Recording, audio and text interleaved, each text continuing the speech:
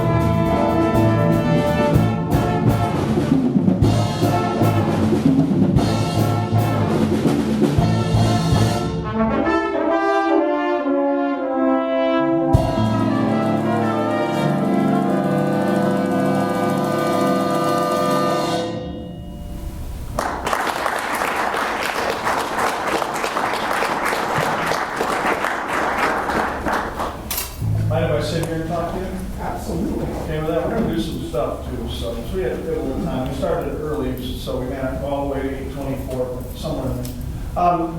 Congratulations, you're performing at state, doing a really nice job. Okay, let's get that out of the way. Now I'm going to ask you some questions. Describe your jazz journey. Whenever I'm at a state festival, I hear ensembles that practice every day for an hour. I hear ensembles that it's their first every year doing jazz at their school. I hear ensembles that somewhere in between. Okay? So describe your jazz. What's jazz at your school? What's the journey? Where are you at in this whole process? Yeah, I know it's some of your, how many seniors? So great leadership, all of that. Great. Okay?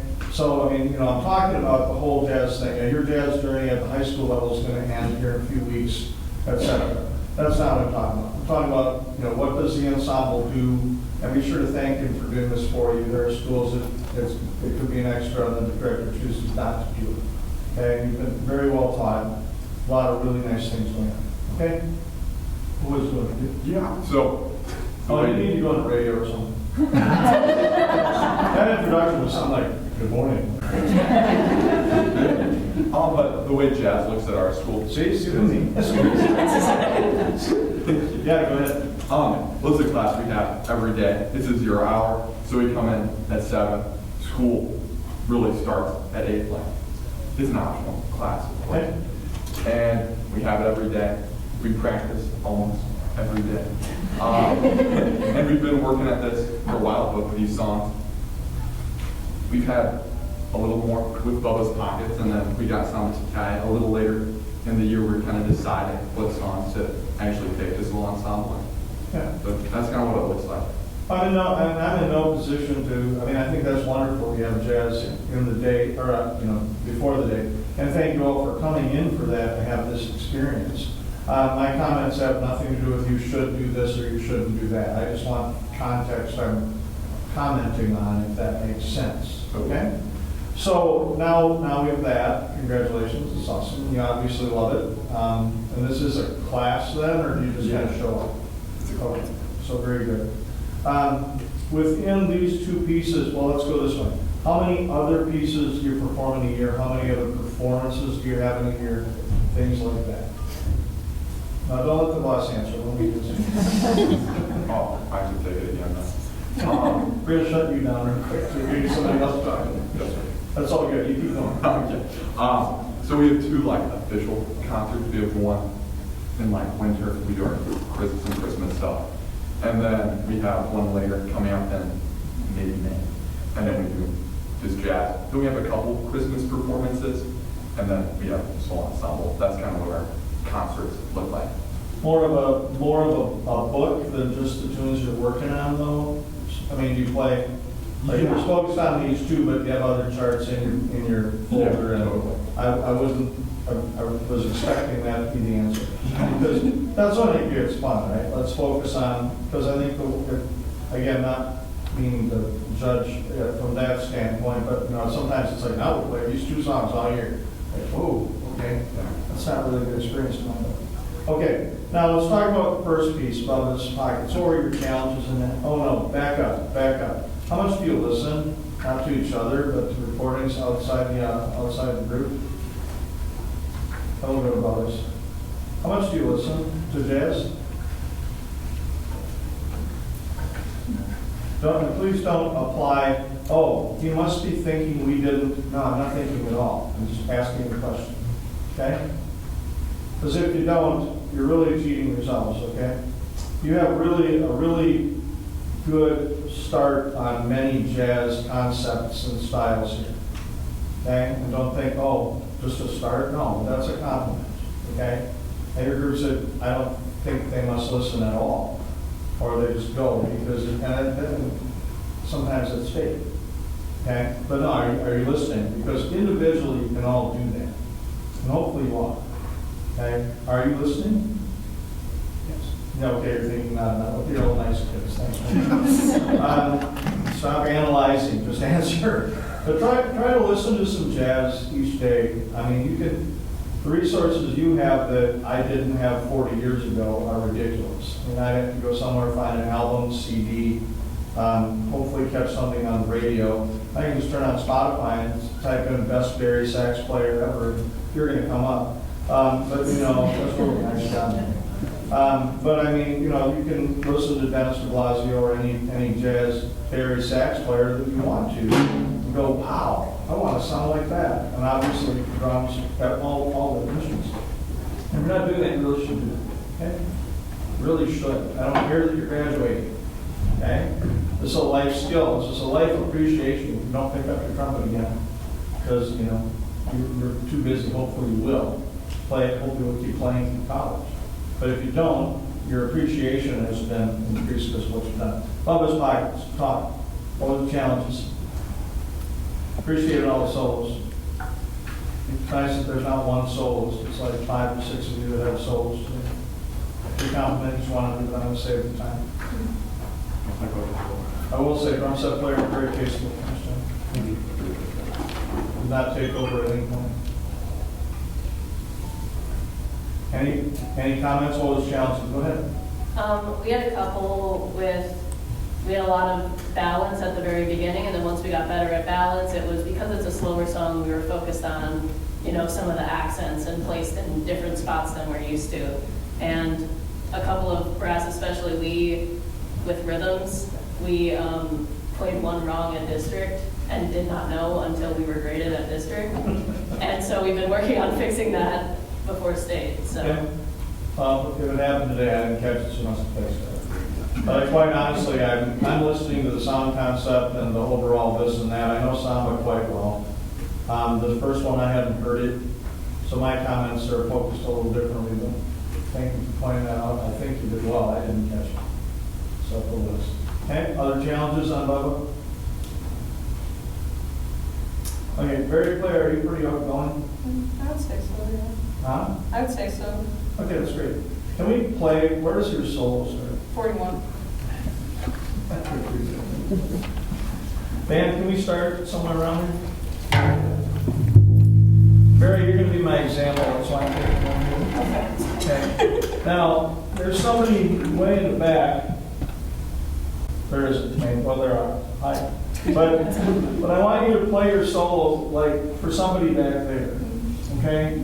And as a performer, the term performer. Okay? Now let's apply that. I want you all to get out of your shell a little bit more, okay? Got pretty nice. And stare at music and go, okay, I don't want to mess up because this is state and I might get marked down. Whatever, okay? I don't want free form like you're totally, like they're wondering if you're on something or whatever. Don't want that either. But somewhere in the middle of that, I mean, you all show really, really nice things with your solos. But you'll be the example. I want you to just kind of let loose and let them have it. Because right now, that's a nice solo, okay? But if you were to go to a jazz concert somewhere of professional jazz musicians, I guarantee you would know that they were performing more than trying to not.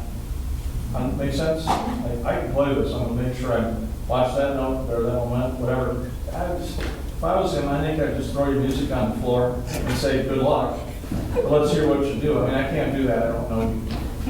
But if I was your teacher, because your solos are an expression of what's inside of you. It's not a bunch of notes on a page. And you're really close to, and I think you're, whatever. I don't know you personally, but I mean, your personality should come out of your solo. Maybe it did, you know? Maybe the alto solo, which was really, really nice, but maybe you're even more careful, okay? Because you came off like, I'm going to be precise, I'm going to be accurate. And I'd like you to let loose even a little, all of them, okay? So how can I start? Is there right on 41? Yeah, right at 41. And can you count them on for me so I get your tempo? 1. Oh, wait, that's the end of it. I'm not going to close to throwing juice down. You need the chord structure, or can you flip it? Okay. But that's the thing that he needs to ask, and he's doing it. Because get you out of this comfort bubble and let loose. You might find something about yourself you didn't know. I'm going to go back there in the back. I might yell like, come on. All right. 1, 2, 1, 2, 3, and.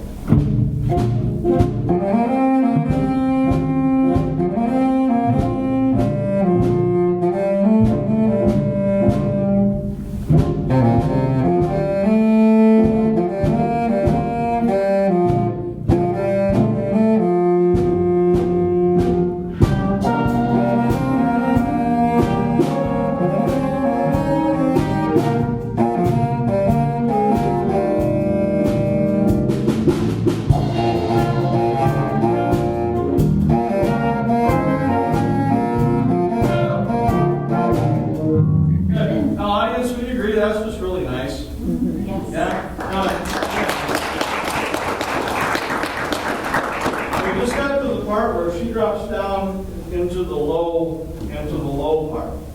And does it feel like starting to let loose a little more than the first part? Do I make sense on their audience? Because there you just kind of, okay? Whereas the first part, you're like, okay, fine, is that what you want? I don't know. I think you let loose on that part too. This kind of, I just want you to portray something different. You do one more time, Yeah. and I'm going to throw it on the floor. No, I'm just kidding. Let's have it. Let's have it.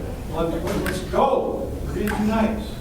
All right. 2, 1, 2, 3, 4.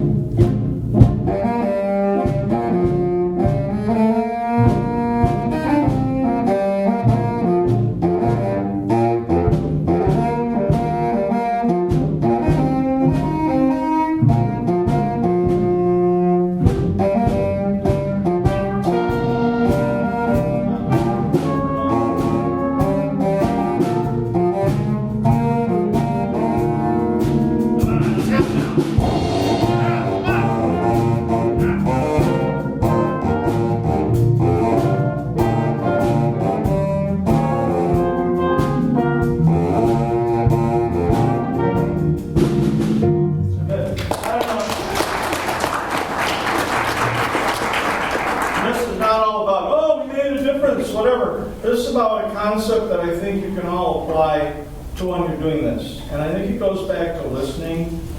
He would probably just go, whoa! If someday you came in and said, I listened to a recording, I'm going to throw this into my solo because I love what I heard there, or it fits with it, and I go, wait, yeah, you can't apply that to that solo. But at least you're having a dialogue about music and interacting, and make sense? Okay. For all of you, just getting outside the comfort bubble would be a good thing on your solos, because they're all pretty, and if you're playing like some Disney ballad or something, yeah, then probably you're not going to whatever, it's whatever, carpet might crash or whatever. So just in general, I think you have a really good concept of everything. All the solos, I think, just let them loose a little bit more. Samba, you have a really nice start. I think when the saxes come in, like right away, measure. Okay, just make sure you're really conscious of that. I'm just going to move along, so I'm going to wrap you up here shortly, okay? We're not going to play any more of this.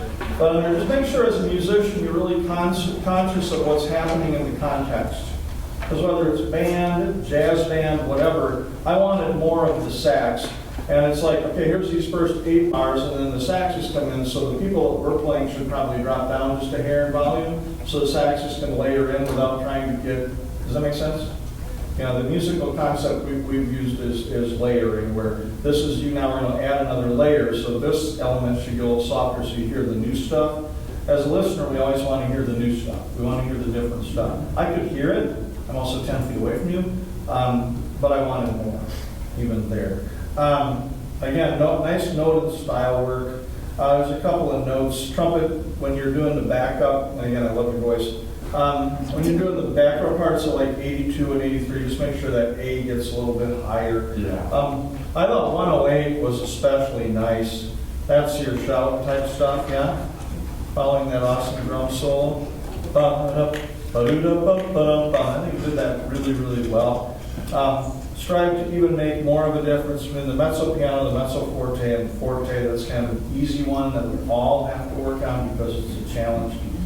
And then just this is a concept that I want you to listen for. I don't know how much you'll play this again, but who's the most important player at measure 124? Okay? Because like in a choir, if the sopranos have the melody, okay, and the other parts are balanced, you gotta always make sure you're hearing that. There's one part at 124. One of those, one of you or maybe two, have the top note, and the others are harmony to that note. Does my point make sense? Basses are going to sleep because I don't talk to them. Nice job. Okay? Guitars. Who is it? Okay, find that out. Is it you? I think so. I think I want the lead trumpet to make sure they take over there. Okay? And there I was hearing more of the, again, let's use choir. Sopranos have melody. I'm hearing more of the alto tenor bass than I am of the soprano. Okay? And I get it, my lips are tired and all that, I understand. You know, you've done a lot of playing already at that point. But do whatever you can to make sure that balance is really, really there, okay? Some things that are just exceptional, some other things you still keep working on. My biggest goal for you, keep listening, and then as a soloist, go. I point to all of you, you're my example. That was awesome. But really, pick somebody in the back and just let them have it. And if you're not, again, if it's a Disney ballad, don't do that. But if it's something where, I'm not telling you to play loud. There's also this style element, but I think you're just playing very refined and nice. Okay, and I'm not telling you not to do that, but sometimes there's this other gear you can find. I think I've overstated my point. Thanks for your performance this morning. Congrats on being